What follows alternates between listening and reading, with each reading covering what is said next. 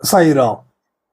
என் உயிரின் உயிரானவர்களே அனைவருக்கும் இந்த நாள் நல்ல நாளாக அமைய சாய்பா கிட்ட பிரார்த்தனை பண்ணி இந்த பதிவை நான் ஆரம்பிக்கிறேன். வாழ்க்கையில நாம ஜெயிக்கணும். கடவுள் என்னுடைய விருப்பத்தை நிறைவேற்ற வேண்டும். இது யார் யாருக்கெல்லாம் இந்த எண்ணம் இருக்குதுன்னு கமெண்ட் பண்ணுங்க. கண்டிப்பா இந்த பதிவின் மூலமா இதற்கு ஒரு நல்ல பதில இந்த அதிகாலை நேரத்துல நம்ம சாயப்பா நமக்காக தரப்போகிறார். இந்த ஆசீர்வதிக்கப்பட்ட செய்தி நமக்கானது. இதுல பல விசேஷ உண்மைகளும் ஆதாரபூர்வமான உண்மைகளும் இந்த பதிவில் நிச்சயமா இருக்கும். உங்களுடைய எதிர்பார்ப்பை எந்த காரணத்தை கொண்டும் நமது சாயப்பா ஏமாற்ற மாட்டார். அதனால ஆழ்ந்த நம்பிக்கையோட இந்த பதிவை கேட்கணும். நான் நினைச்சதை நிறைவேறணும் அப்படின்னா நான் சாயப்பா கிட்ட என்ன பண்ணணும்? பிரார்த்தனை. சோ இந்த பிரார்த்தனை செய்தால் மட்டும் எனக்கு பலன் கிடைக்குமா? வாழ்க்கையில நம்ம நினைச்சதை நிறைவேறணும்னா அதுக்கு ஒன் பார்ட் என்ன அப்படின்னா பிரார்த்தனை. ஆனா அந்த பிரார்த்தனை மட்டும் செஞ்சா முடியுமா? இல்லை. அடுத்தது என்னது? செயல்படணும். ஸோ பிரார்த்தனை எவ்வளவு முக்கியமோ அதனுடைய ஈக்குவலண்ட் செயல்படும் தன்மை. அப்ப பிரார்த்தனையும் செயல்படக்கூடிய ஒரு வேகமும் ஒரு மனுஷனுக்கு இருந்துருச்சுன்னா அவன் நினைத்த காரியத்தை சாயப்பா நிறைவேற்றி தருகிறார். நல்லா நோட் பண்ணிக்கோங்க. உங்களுடைய ஒட்டுமொத்த பிரச்சனையும் தீர்க்கணும்னா அதுக்கு பிரார்த்தனையும் அவசியம். அந்த ப்ராப்ளத்தை சால்வ் பண்றதுக்கு நீங்க செயல்படக்கூடிய திறனும் உங்களுக்கு அவசியம்ன்றாங்க. ஸோ இத நாம என்னைக்குமே மறக்காம வாழ்நாள் முழுவதும் இதை பயன்படுத்த வேண்டும். என்னது? பிரார்த்தனை. இரண்டாவது செயல்படக்கூடிய திறன். அப்போ பிரார்த்தனை எப்படி கேட்கணும் அப்படின்னா பாசிட்டிவான வார்த்தைகளை தான் கேட்கணும். நம்ம இன்னைக்கு கூட நேத்து கூட ஒரு பதிவுல சொல்லியிருந்தோம், நீங்க என்ன கேட்குறீங்கன்றத பொறுத்து நீங்கள் பெறுவீர்கள். உங்க வாழ்க்கை நல்லா இருக்கணும் அப்படின்னா நல்ல வார்த்தைகளை தான் கடவுளிடம் பேச வேண்டும். அப்போ இந்த கடன் அப்படின்றது நெகட்டிவ், அது எதிர்மறை எண்ணங்கள் கொண்ட ஒரு வார்த்தை. கடனுக்கு பதிலா வளத்தை கொடுன்னு கேட்கலாம், அறிவை கொடுன்னு கேட்கலாம், தொழிலை கொடுன்னு கேட்கலாம், வேலையை கொடுன்னு கேட்கலாம். ஸோ நம்ம எந்த மாதிரியான வார்த்தைகளை பயன்படுத்துறோமோ அதை பொறுத்து தான் நமக்கு கடவுள் தருவதும் தராமல் இருப்பதும். அப்ப பிரார்த்தனைய அளவுக்கு அதிகமா நம்பிக்கைக்குரிய வார்த்தைகளை பயன்படுத்துங்கள். அடுத்தது அதை பிரார்த்தனை பண்ணியாச்சுப்பா, இப்ப என்னப்பா பண்ணணும்? இப்போ நம்ம ப்ராப்ளத்தை சால்வ் பண்றதுக்கு நமக்கு நம்பிக்கையும் தைரியமும் வர வைக்கணும். அது அவ்வளவு சீக்கிரம் வந்துடாது. அப்ப நம்ம என்ன நினைக்கணும்? நம்மளுடைய அறிவை எந்த அளவுக்கு பயன்படுத்தணுமோ அந்த அளவுக்கு அறிவையும் உடல் உழைப்பையும் முயற்சியையும் இன்னும் என்னென்னலாம் இத்தியாதிகள் இருக்குதோ அத்தனையும் பயன்படுத்தணும். அத்தனையும் பயன்படுத்திட்டோம்னா அடுத்த 6 மாசத்துல ஒரு பெரிய மாற்றத்தை நம் அன்பே சாய் அப்பா அவர்கள் தருவார். நம்ம வேண்டுதல்கள் 100க்கு 100 நிறைவேற்றப்படும் சாயப்பாவின் உதவியினால். இங்க அவர் உதவி இல்லாமல் நாம் ஒன்றையும் பெறவும் முடியாது, ஒன்றையும் கொடுக்கவும் முடியாது. அவருடைய விருப்பம் என்னவோ அதுதான் எனது விருப்பம்னு நினைச்சு வாழக்கூடியவங்களுக்கு இந்த பிரார்த்தனையும் பிளஸ் செயல்படக்கூடிய திறனும் மிக மிக அவசியம். அடுத்தது, நீங்க இந்த விஷயத்தை தொடர்ந்து செயல்படும் போது உங்களுக்குள்ள இருக்கக்கூடிய இருட்டு உங்களுடைய அறிவாற்றல் மூலமாகவும் உங்க பிரார்த்தனையின் மூலமாகவும் நீங்க ஆசீர்வதிக்கப்பட்டதன் மூலமாகவும் அந்த இருட்டு வெளிச்சமாகுது. இருட்ட வெளிச்சம் மட்டும்தான் பயன்படும். புரியுதுங்களா?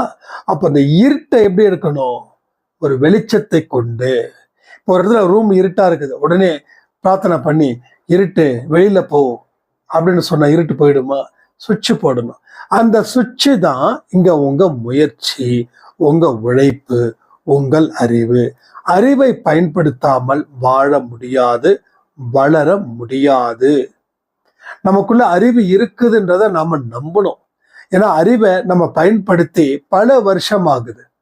அப்போ அது இருக்குது, அதை பயன்படுத்தாம இருக்கிறதால அது வாழ்க்கையில எந்த விதமான ஒரு ஏற்றத்தையும் அது தரவில்லை.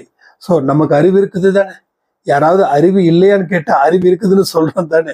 அப்ப நமக்கு அறிவு இருக்குது, ஆற்றல் இருக்குது, சக்தி இருக்குது, நம்ம வாழ்க்கையில வெல்லக்கூடிய வழிகளும் இருக்குது, வாய்ப்புகளும் இருக்குது. இல்லைன்னு நீங்க சொல்லக்கூடாது. என்னைக்குமே எல்லாமே இருக்குது. ஸோ இல்லாமல் எதுவும் இல்லை. அனைத்தும் நீங்கள் பிறக்கும் பொழுதே சாயப்பா உங்க தலையெழுத்த சரியான முறையில எழுதி வைத்திருக்கிறார். அந்த எழுத்து என்ன தெரியுமா? நீ வாழ்வாய் வெல்வாய், நீ வாழ்வாய் நீ வெல்வாய், நீ வாழ்வாய் நீ வெல்வாய். ஸோ சாயப்பா எழுதின எழுத்து தான் இன்னைக்கு வாக்கு தத்துவம். நீ வாழ்வாய் நீ வெல்வாய். இத திரும்ப திரும்ப சொல்லணும். நான் வாழவும் முடியும், வெல்லவும் முடியும். என் விருப்பத்தின்படி வாழ்ந்து என் விருப்பத்திற்கு உண்டான வெற்றியை அவருடைய சித்தத்தின்படி நான் வெல்லுவேன், நான் வாழுவேன். சும்மா சாதாரணமான வாழ்க்கை வாழ நம்ம வரல. ஒரு ஆச்சரியமான ஒரு வாழ்க்கையை நாம் வாழ போறோம், வெல்ல போறோம்.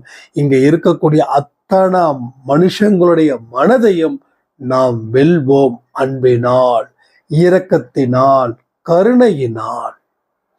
அன்பு, இரக்கம், கருணை, இந்த மூன்றும் நம்முடைய அணிகலன்கள். தெரிஞ்சவங்களுக்கு தான் உதவி செய்யறது, தெரியாதவங்களுக்கு நான் ஏன் உதவி செய்ய? அப்படிதான் இருக்கக்கூடாது. எல்லா மனுஷங்களும் நமக்கு வேண்டப்பட்டவர்கள் தான். இந்த ஜென்மத்துல, போன ஜென்மத்துல, அடுத்த ஜென்மத்துல இவர்கள் தான் நம்மளை சுத்தி சுத்தி இருக்காங்க. ஸோ எதுவுமே இல்லைன்னு சொல்லிட முடியாது. அதனால யாரையும் எந்த காரணத்தை கொண்டும் ஒதுக்கக்கூடாது. யார் மீதும் எந்த காரணத்தை கொண்டும் வெறுப்பை திணிக்கவும் கூடாது.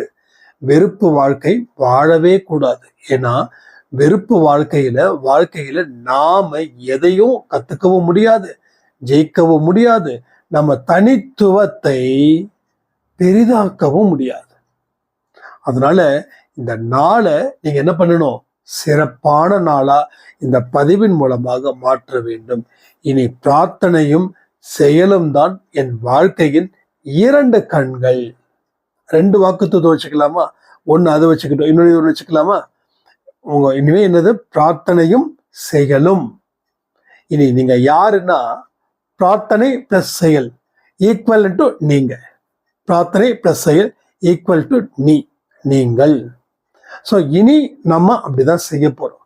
எல்லா விஷயத்துக்கும் நல்ல வார்த்தைகளை வைத்து பிரார்த்தனையும் செய்து செயலும் புரிந்து அந்த வெற்றியை நாம் சாயப்பா முன் வைத்து நிறுத்தி அன்பை சாய் குடும்பத்தில் ஒரு சாட்சியாக நீங்கள் விளங்க வேண்டும். ஒரு பிரார்த்தனை பண்ணிடலாமா? என் அன்பு சாயப்பாவிற்கு நன்றி. இந்த காலை பொழுதில் உங்கள் முன் நாங்கள் ஒன்றன் பின் ஒன்றாக நின்று உங்களை நாங்கள் வழிபாடு செய்கிறோம். நாங்கள் வைக்கக்கூடிய பிரார்த்தனைகளை நிறைவேற்றி தருமாறு தாழ்மையுடன் நாங்கள் கேட்டுக்கொள்கிறோம். எங்களை தெரிந்தவரே, எங்கள் மீது அன்பு வைத்தவரே, எங்கள் மீது எப்பொழுதும் இரக்கமும் கருணையும் அன்போடும் இருப்பவரே, உமக்கு நன்றி.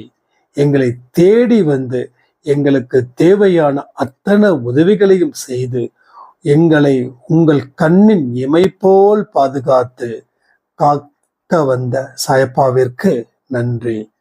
அறிவையும் நாங்கள் முழுமையாக பயன்படுத்தி எங்கள் வாழ்க்கையில் வெற்றி நடை போட வேண்டும் சாயப்பா. எங்கள் மீதும் எங்கள் குடும்பத்தின் மீதும் நீர் இரக்கமாக இருங்கள்.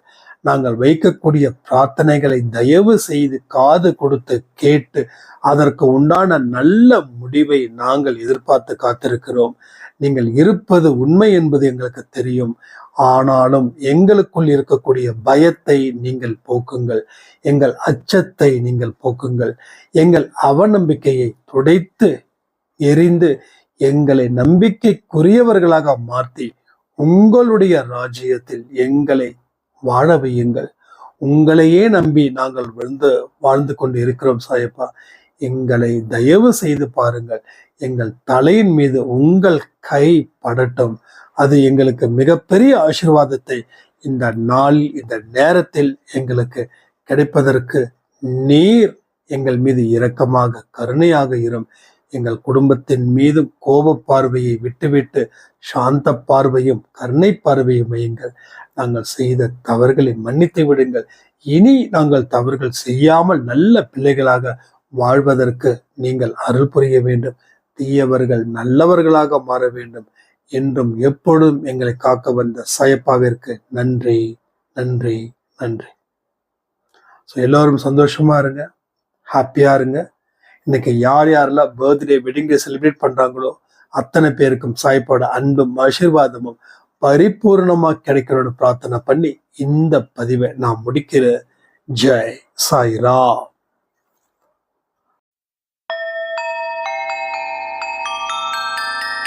ஓம் சாயிரா சாயிரா, ஓம் சாயிரா சாயிரா.